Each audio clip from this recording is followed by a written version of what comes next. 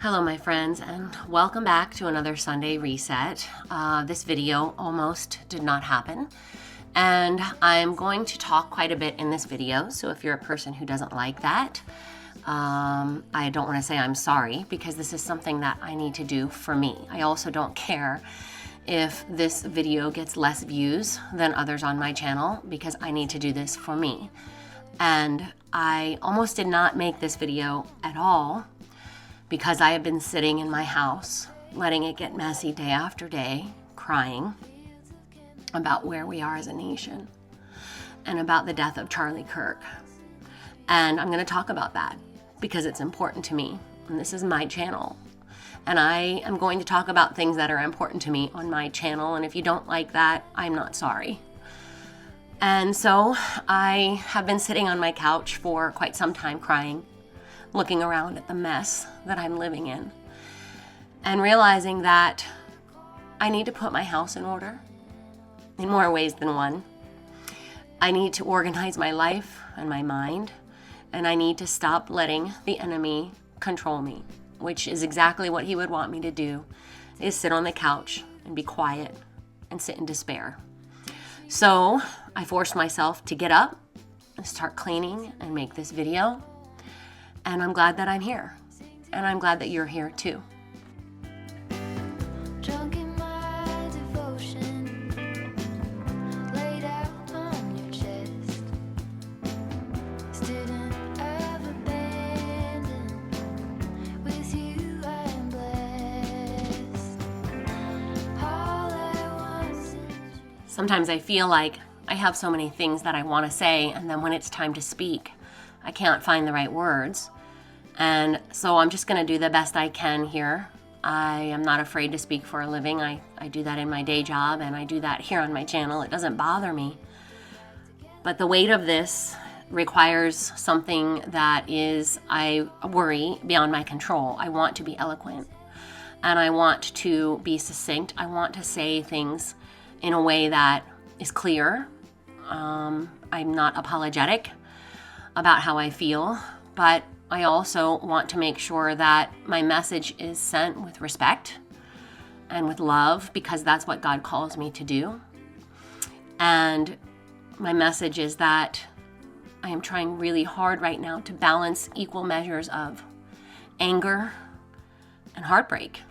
And the only way I am doing that is by getting in the Word and reading and remembering that God is still there, and He's still on the throne, and He's still in control. And Charlie Kirk is in a better place, and He has inspired me. He has inspired all of us that loved Him to not be silent and to speak about the good things in life, about making a family and building something with your spouse that you love, having children, and creating a home that you love so deeply that you would die to protect it, because that's what our nation is founded on. Family, God, children, love for one another. And that, I fear, is being lost in our nation. And so, once again, I'm not sorry for making this video all about this, because I need this, but I really believe we need this. And so if you're still here, thank you. Thank you for listening. And thank you for letting me have this moment to be sad. You can see in the video I stop often because it's just really got me.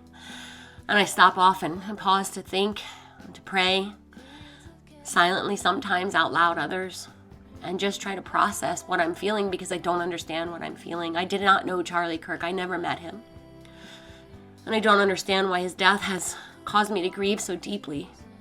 I think part of it is because I think about my own life with my husband, and I can't imagine what his wife is going through.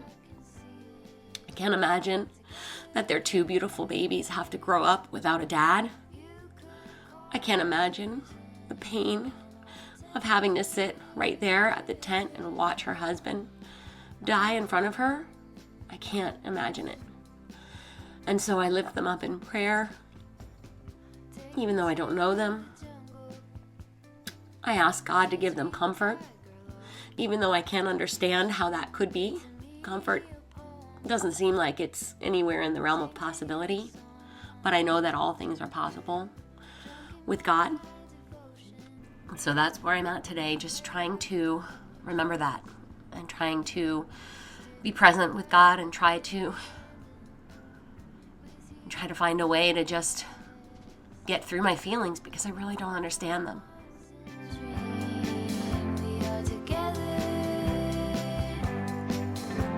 You could call it a vision or tether. All at once I can see it put back together.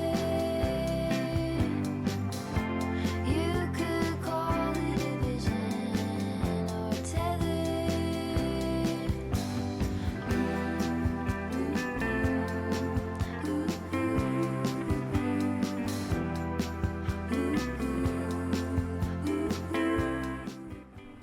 I think part of the reason why I am grieving so deeply is because I really feel like we have lost something in our nation.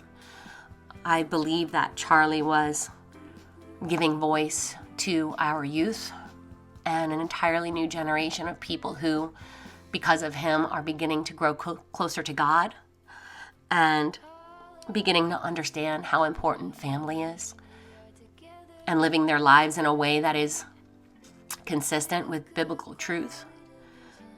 And I think that the reason why he was taken from us is because he was effective. They were listening. He was doing things, saying things to our youth that so many of us have tried to instill in them. And because we were mom or because we were dad, our kids rolled our eyes and just kind of pushed it aside. But with Charlie, they listened. And they respected him. Many of them loved him because he heard them, and he was one of them. He was not afraid to walk into hostile situations and have conversations, and I think that's so important. We need to be able to discuss what we feel and how we feel. We need to be able to exchange ideas. We need to be able to disagree, and I am not afraid to disagree. So if you have a disagreement with me, you should know I'm not worried about that. If you don't like my commentary here today, that does not affect me at all. I'm okay with that because that's what our nation is founded on. I will not be silenced anymore into hiding my faith. I will not be silenced anymore into speaking out against things that I believe to be evil. And I will not be silent anymore about the things that are important to me. And once again, if you're still here, you guys, you have my heart. I'm praying for you. I'm lifting you up because if you're still here through all of this commentary, you are one of my people. And I love you. You could call it a vision or tether.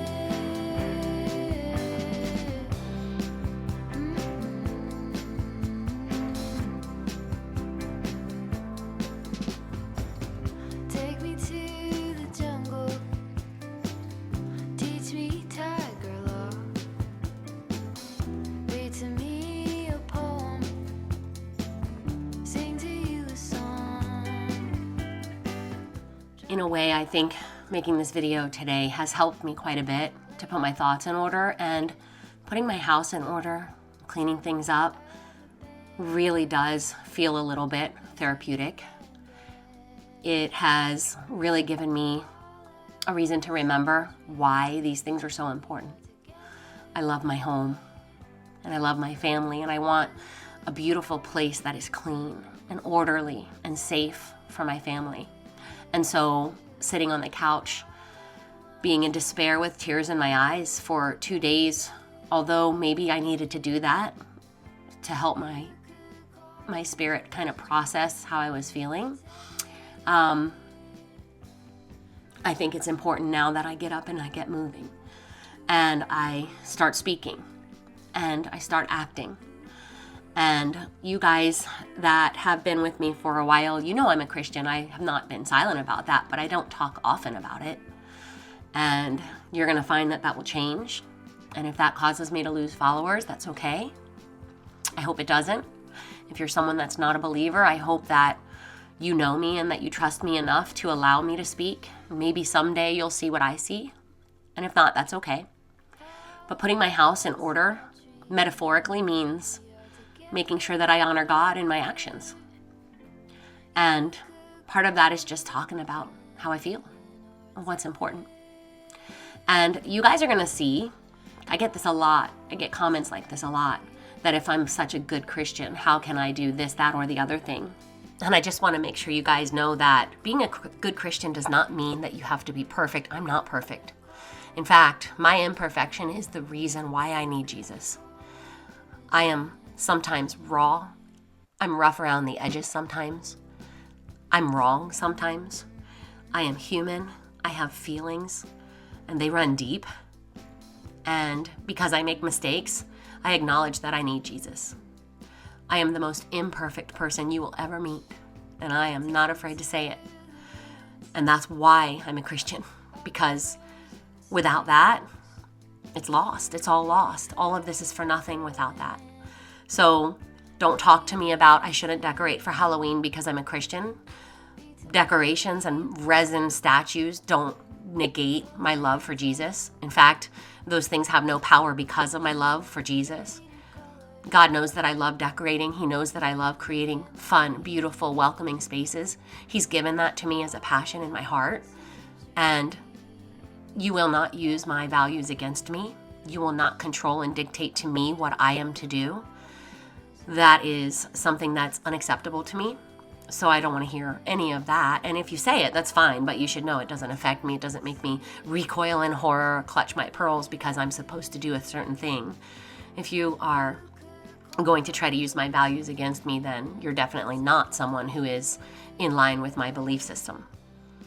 I have been given agency. I have been given by my God and my Creator freedom to be an individual.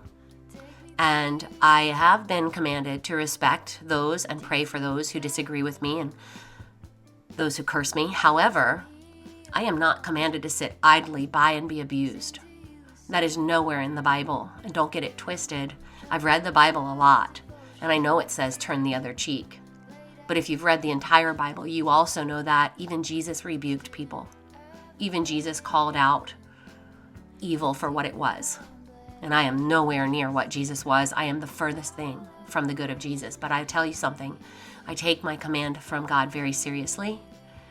And I also take the individuality and the freedom that He gave me very seriously.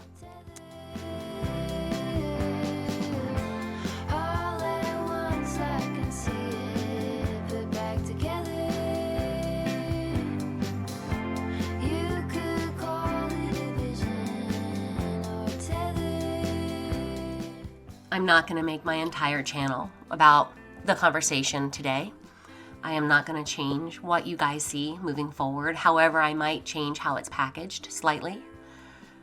My most important mission in my life right now is my family, making sure that my children know that they are the most important accomplishment of my life. I'm so proud of them. And I love them so much that I am willing to be ridiculed for speaking out, because I believe that when I speak out, the world gets better. And I'm willing to do that because I want to leave a better world for them and for my grandson. So don't you worry about my motivations. They're pure. And so I'm not going to change a lot of what I do. I'm still going to decorate. I'm still going to be fun. I'm still going to have fun, and I'm going to enjoy life because that's exactly what God created family and home for. And those foundational things that He created for us to enjoy and to love and to connect with, they matter so much to me that I am not going to let this evil persist in my heart. It's not going to take over how I process my life. But it's going to be a reminder to me that the Word is important and God is important and love is important. And I do love my enemies. But I do not sit by and allow them to harm me or the things that I love. And I think that was Charlie's message, was be bold. Love the things you love fully and wholly and protect them. And that's what I'm doing here today. I'm just putting my house in order. I'm making a physical attempt at creating a beautiful space again. And it starts at home. So thanks for being here. Thanks for listening. If you're still here, thank you. I love you. God bless you. And I hope to see you in the next one. You have my heart.